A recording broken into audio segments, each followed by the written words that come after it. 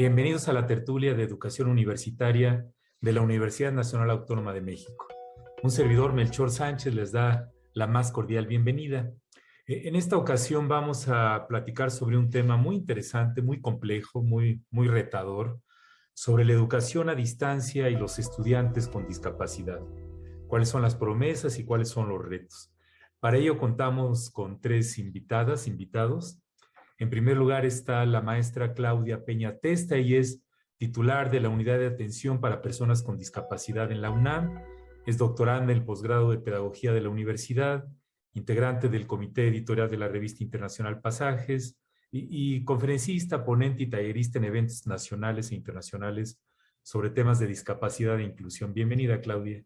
Gracias por la invitación. También nos acompaña el licenciado Víctor Andrés García Cabral Martínez. Él es jefe del Centro de Lenguas de la Facultad de Estudios Superiores Aragón de la UNAM. Es gestor y desarrollador de proyectos institucionales, diseñador de programas de trabajo académico, evaluador institucional, escritor de materiales didácticos para la lengua inglesa, profesor de asignatura en la UNAM, y es encargado de estrategias de captación y crecimiento de ingresos para la recaudación recurrente de Fundación UNAM a través de programas educativos. Bienvenido, Andrés. Gracias, doctor. Gracias a la audiencia. Saludos. Y por último nos acompaña el maestro Adolfo Gracia Vázquez. Él es doctorante en la Facultad de Ciencias Políticas y Sociales de la UNAM. Sus líneas de investigación son videojuegos masivos, multijugador en línea, sports, industrias creativas y cultura digital, y es jefe de la división del Sistema de Universidad Abierta y Educación a Distancia de la Facultad de Ciencias Políticas y Sociales. Bienvenido, Adolfo. Muchas gracias por la invitación, doctor. Un gusto estar aquí. Perfecto. Bueno, pues el tema de las personas con discapacidad es un tema muy sensible para todos, ¿no?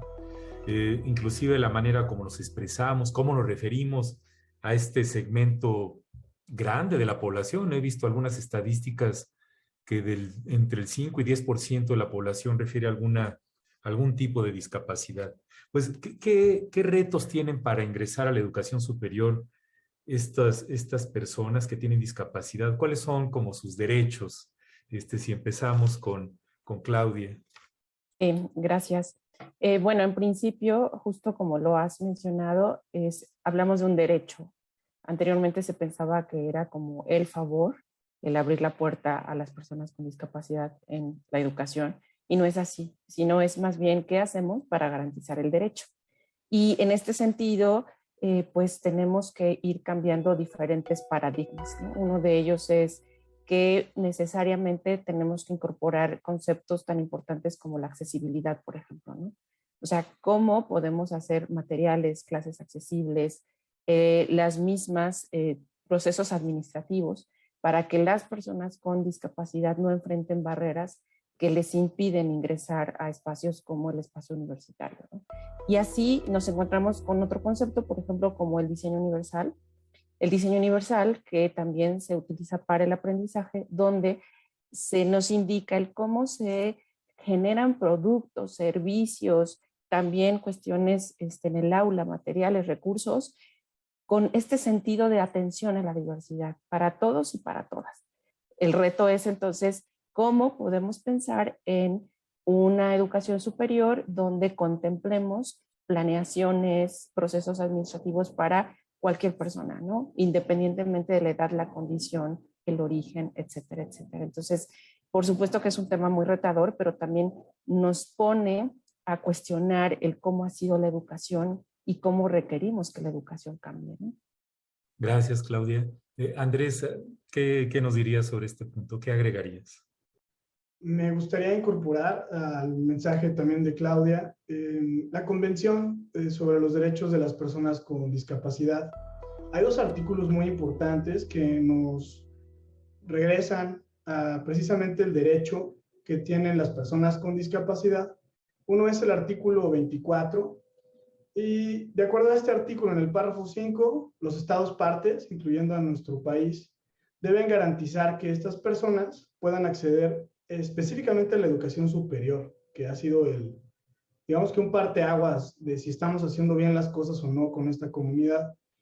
También la formación profesional en general, educación adulta y todo lo que implica. Y el artículo 27 de esta misma convención nos revoca a que estas, por ninguna discapacidad, se vean excluidas, ¿no?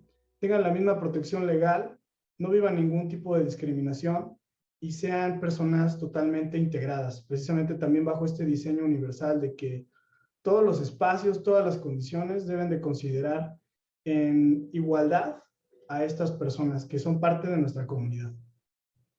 Gracias, Andrés. Adolfo, ¿cómo ves? Es, como menciona doctor, un tema sumamente complejo porque, y yo estoy de acuerdo, no tenemos en la universidad que garantizar el derecho de todas nuestras alumnas y todos nuestros alumnos a la educación, ¿no? Pero la accesibilidad que mencionaba Claudia, ¿no? Implica un fuerte trabajo en varios niveles, ¿no? Que implica desde la accesibilidad tecnológica, la accesibilidad humana, ¿no? Y la accesibilidad en los diseños instruccionales, en nuestros diseños pedagógicos, ¿no? Entonces, creo que es un reto, ¿no? Yo no agregaría más, ¿no? Es un reto que tenemos que abordar y que tiene muchas aristas y va a ser, es complicado, ¿no? En la práctica lo estamos intentando, pero ahí vamos, ¿no? Así es, sí es todo, porque no digo que sea fácil poner las cosas en los documentos, en normativas, en leyes, etcétera, pero operacionalizarlos en los hechos, en la vida cotidiana, todas estas cosas como el bullying, el acoso, el maltrato y la atención apropiada a las personas con discapacidad. Hoy preparando el programa platicaba con una persona y me preguntaba, y le pregunto a Claudia, ¿cuál es actualmente el término más aceptado para referirnos a este grupo poblacional tan grande?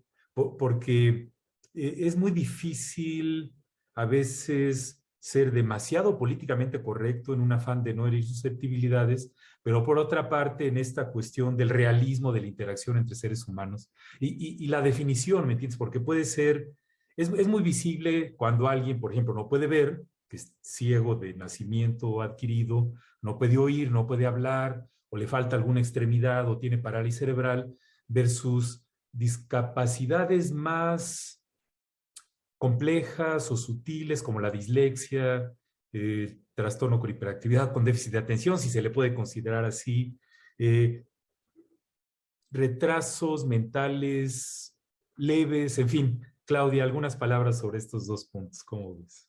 Sí, sí, gracias. Yo creo que aquí en principio nos apegamos a la convención, ¿no? Que es el instrumento internacional. Este es el primero que se firma en el siglo XXI de derechos humanos y nos indica personas con discapacidad. Primero son personas, la discapacidad es una característica. Sin embargo, has dicho tú algo muy interesante, ¿no? Por cultura, a veces, y en México somos muy dados a utilizar muchos eufemismos, ¿no? El cieguito, y además estos se combinan con una cultura que venimos arrastrando y pues que vamos heredando también, ¿no? ¿En qué sentido? En vocablos que incluso son peyorativos, ¿no? O sea, cuando hablas tú, por ejemplo, de locos, ¿no? Refiriéndote a personas con discapacidad psicosocial. O, por ejemplo, cuando se han usado algunos términos que hoy queremos erradicar justamente como el término de minusválido, ¿no? Entonces, hay una mezcla.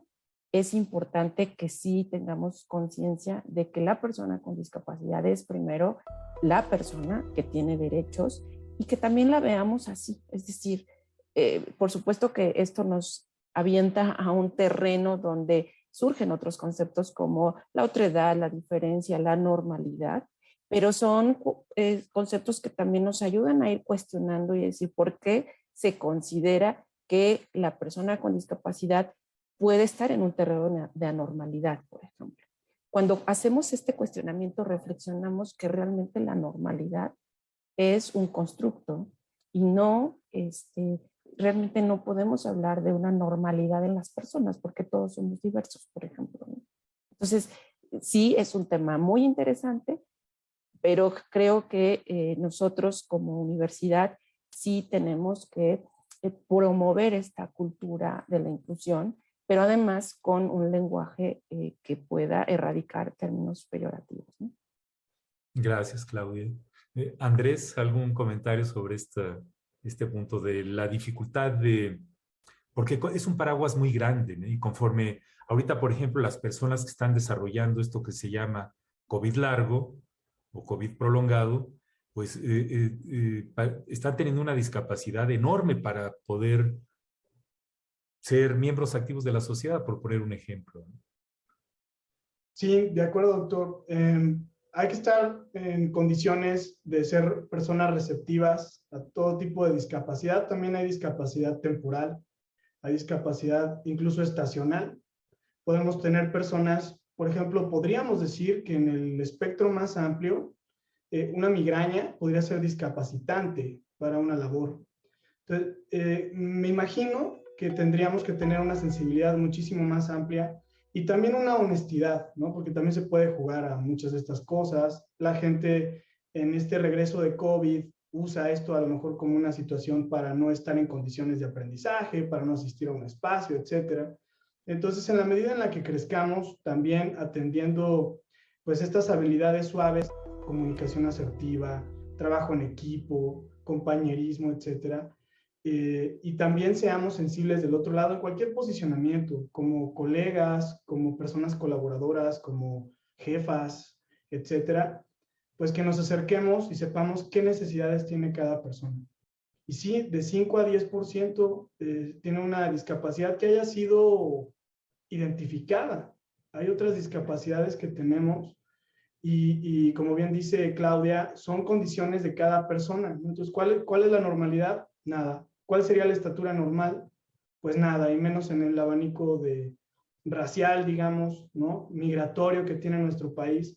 Por lo tanto, esta apertura a las diferencias entre personas, sin importar si es incluso una discapacidad o no, es lo que nos permitirá crecer como sociedad y aquí en la universidad que sea un como microcosmos de ejercicios sobre lo que deberíamos hacer allá afuera. Así es, Andrés, muchas gracias. Sí, es efectivamente los espacios educativos que forman parte de cómo nos desarrollamos todos y que nos marcan inclusive desde la infancia, ¿no?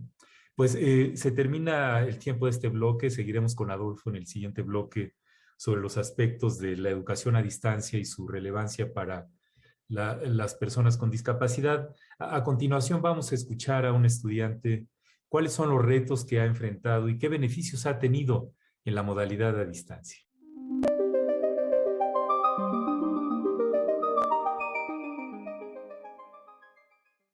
Los retos que he enfrentado se relacionan. Soy una persona que estudia la modalidad a distancia y tengo la discapacidad visual al 100%. Entonces, dentro de los retos que me he encontrado para estudiar la carrera son aquellos que tienen que ver con cuestiones gráficas. Desde los textos, desde la misma plataforma, en algunos botones, algunos links que tienen que ver con situaciones gráficas, no las puedo realizar. Me cuesta mucho trabajo y tengo que a veces recurrir a terceras personas para poder después llevar a cabo las actividades.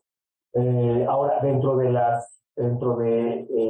lo benéfico que tiene la educación a distancia es que, bueno, permite muchas cosas, hacer cosas sin estar precisamente dentro de un aula, pero también implica mucha responsabilidad porque pues, nosotros somos los dueños de nuestro tiempo y asimismo de las actividades y de las formas de estudio que tenemos.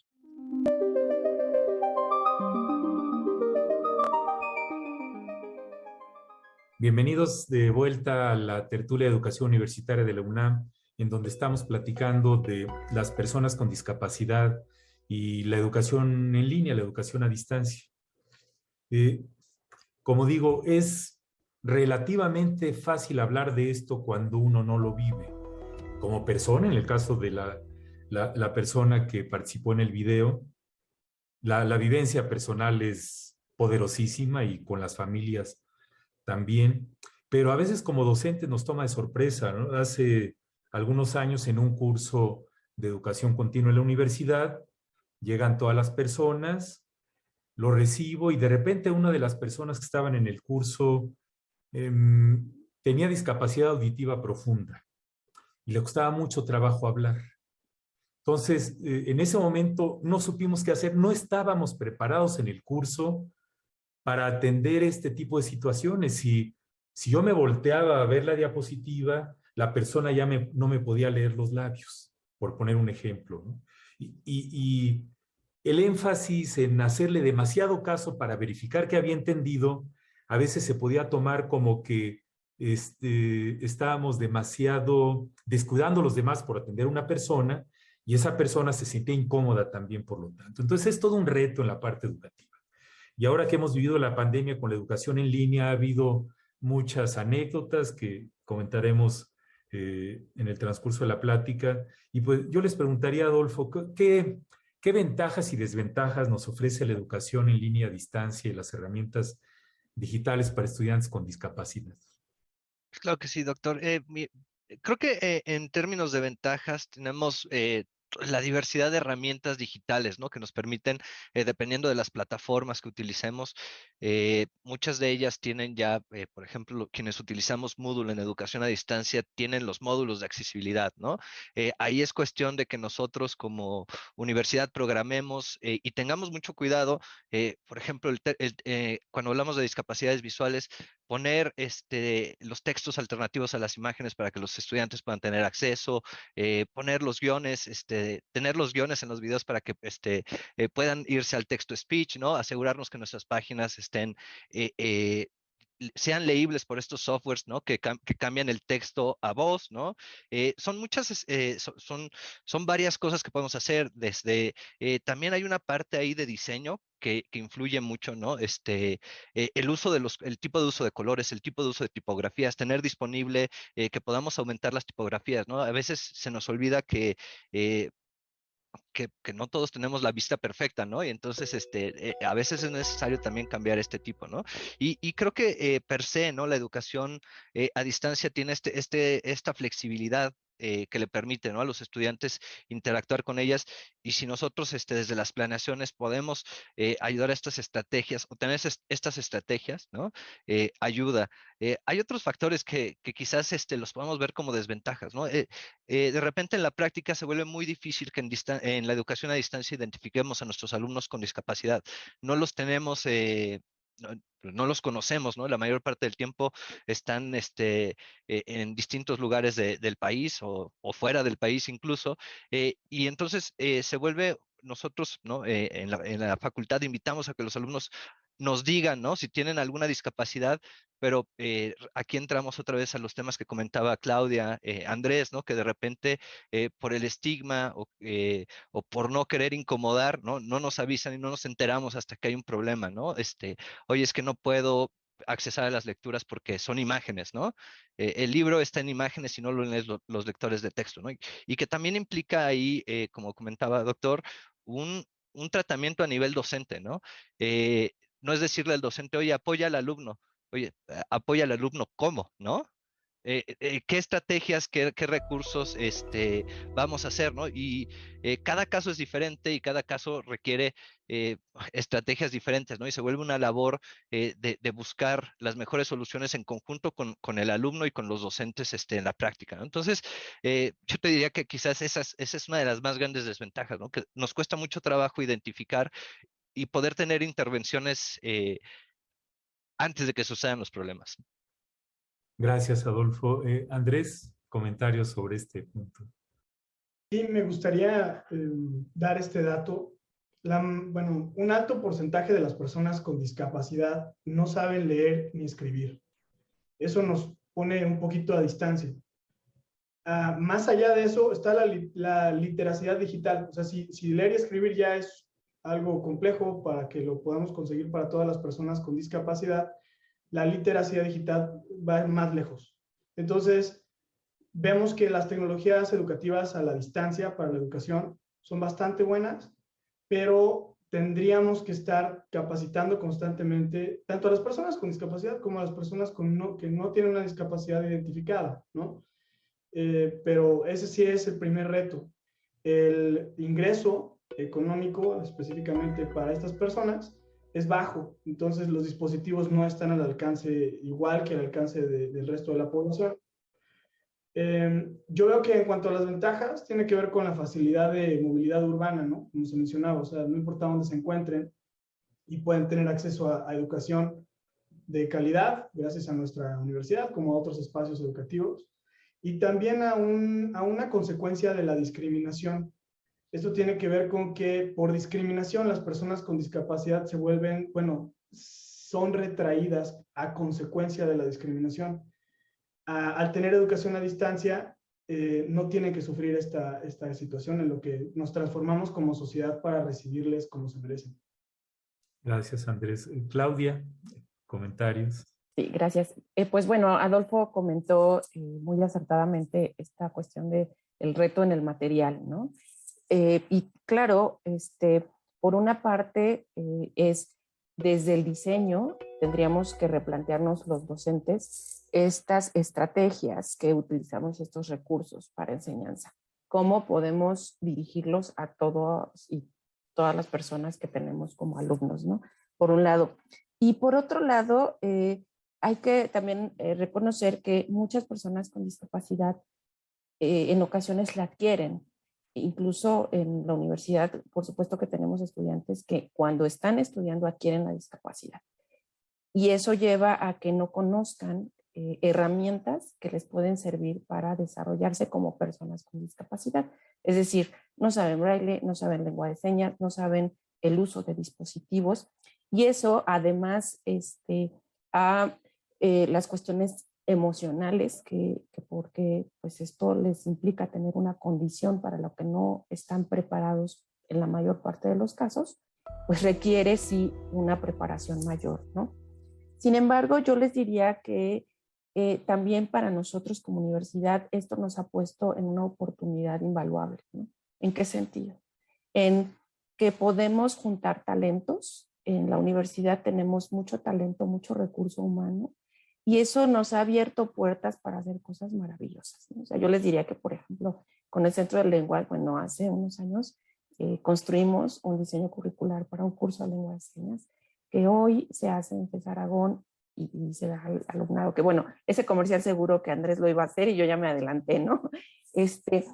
Y así estamos haciendo cursos de formación docente en contenidos accesibles, por ejemplo, que los estamos haciendo con bachillerato y con diversas facultades. O sea, y bueno, además, para que no el profesor sienta que él debe de cambiar todos los materiales, estamos generando equipos de trabajo con servicio social. Y fíjense qué importante, ¿no? Que un servidor social se lleve a su campo profesional tener este saber de convertir materiales en accesibles, porque eso lo va a posibilitar llevar a una empresa, por ejemplo, o a un ámbito de trabajo. Entonces, estamos generando estos equipos, estos chicos de servicio social que además son muy receptivos, muy nobles, muy creativos, lo que hacen es ayudar a los profesores a convertir material y generarlos y que se queden alojados, ¿no? Y un proyecto que tenemos, que es un proyecto muy retador, pero sumando voluntades seguro lo vamos a lograr en un mediano plazo, es un repositorio digital en la universidad. Este será el primer repositorio digital en la UNAM que albergue contenidos accesibles, principalmente para población con discapacidad visual y personas con discapacidad auditiva. Entonces, yo de verdad que sí considero que es un reto, pero también lo veo como una oportunidad a que le entremos a cuestiones que para todos en alguna edad también serán un reto, ¿no? Porque, bueno, la media de la universidad en edad docente es de 50 años.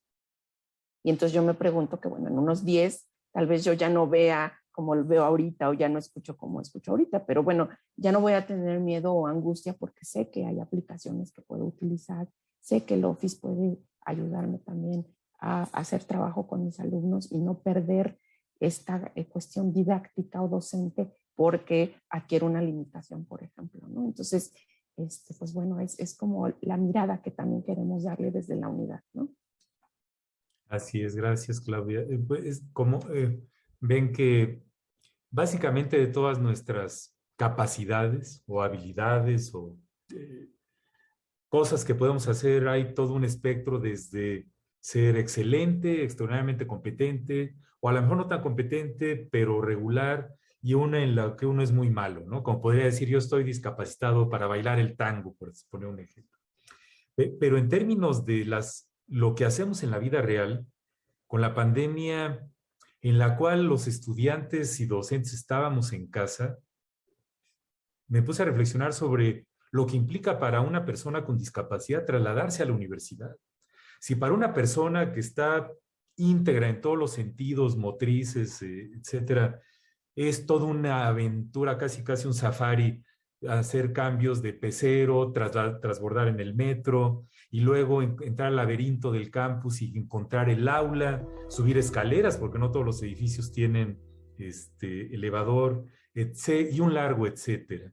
Entonces, la situación a distancia decía que estas personas estuvieran en su casa, además en un ambiente en donde, dependiendo del nivel de discapacidad, hay personas que son sus seres queridos que están con ellos y que los apoyan. Entonces, si una persona requería apoyo para algo, hay alguien que le ayude a escribir o a leer algo o a entender algún concepto. En fin, la pandemia presentó una gran cantidad de escenarios que nos hacen reflexionar sobre estos retos. Entonces, seguiremos platicando sobre el tema en el siguiente bloque.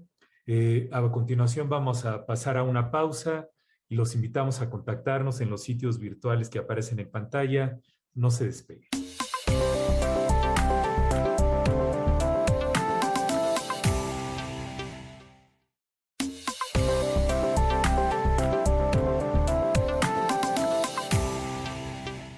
Estamos en la tertulia de educación universitaria de la UNAM platicando sobre el reto de los estudiantes con discapacidad y algunos elementos de la educación en línea y material digital que pueden ayudarlos, como ya se comentó, ¿no? Parte de mi entrenamiento como médico especialista lo hice en un hospital de Norteamérica, de Estados Unidos. Y recuerdo un día, estoy hablando 1991, pasando visita en la unidad de cuidados intensivos neonatales, se suma en esta ronda que hacemos en los hospitales para tomar decisiones con los pacientes, un residente, es decir, una persona que estaba haciendo la especialidad en pediatría, con una parálisis cerebral increíblemente severa, ¿no? La persona apenas se podía mover, costaba mucho trabajo entenderle, pero la mentalidad totalmente completa, por decirlo de alguna manera, y la persona era un estudiante de la Universidad de Harvard de la especialidad. Y lo que más me llamó la atención fue el contraste de la manera como trataba todo el contexto, las enfermeras, los trabajadores, las secretarias y los demás especialistas, como a cualquier persona, ¿me entiendes? Esta parte de no verlos a las personas con discapacidad como algo extraño, eso me impactó muchísimo y en nuestro país siento que aún nos falta buen camino por andar a pesar de los avances que ha ocurrido. Cualquiera que pueda caminar por las banquetas de la Ciudad de México sabe que es todo un reto, aún estando perfectamente desde el punto de vista psicomotriz. Pues, Andrés, ¿cómo ves? ¿Qué pueden hacer las universidades y docentes y los